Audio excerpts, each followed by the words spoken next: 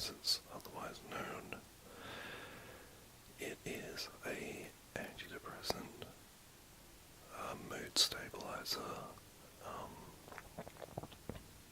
and it helps you get to sleep. And I'm not by any means saying that it is not good or it doesn't work. I am merely just describing my situation on it. I was on it for about 2 months at least.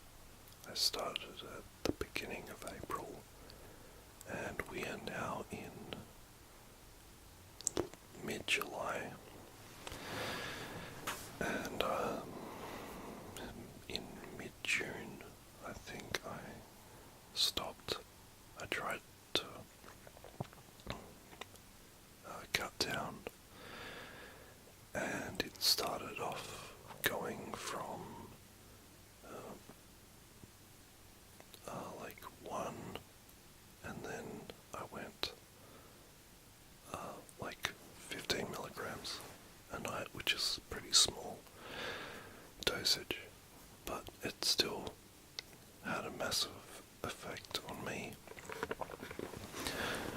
I noticed that my weight had gone up incredibly high over such a short period of time, and I was having, I didn't really notice that my mood was improving. It may have, I'm not sure, but other than that, trying to get off this, so I was on it for a full 2 months of taking it every night, 15 milligrams, and then I decided that I wanted to try and get off it, because it's not, I felt that my weight was getting a bit out of control, and this digestive issue was really annoying me, so I just decided to cut down, and I wanted to get off it as soon as possible. So I did like 1 every 2 nights, and then the more confident I got, the longer I stretched it out, and then I went half a tablet. And right now I went half a tablet, well, 1 full tablet for an entire week, and then I cut down to half a tablet for this week that we're currently on, and I only took it because I was having the worst kind of thoughts imaginable, and this is where I really come down hard on this antidepressant. I did some research into it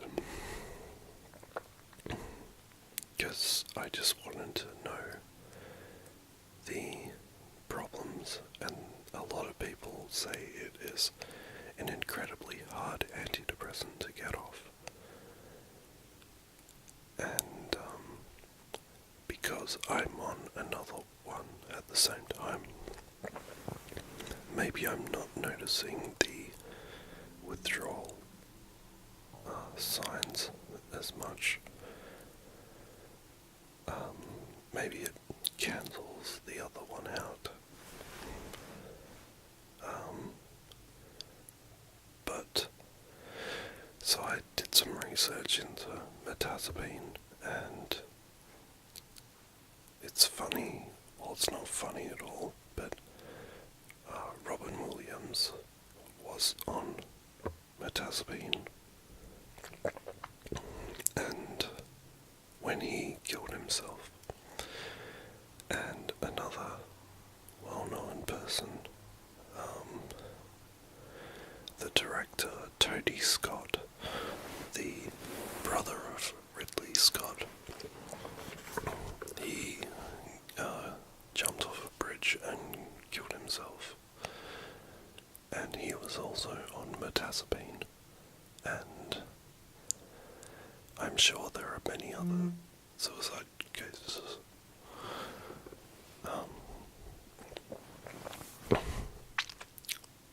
Due to this, and I was getting pretty worried. This is a few days ago. I started to read about it, and I was getting really worried about these thoughts that I was having, and I had no control over them whatsoever. And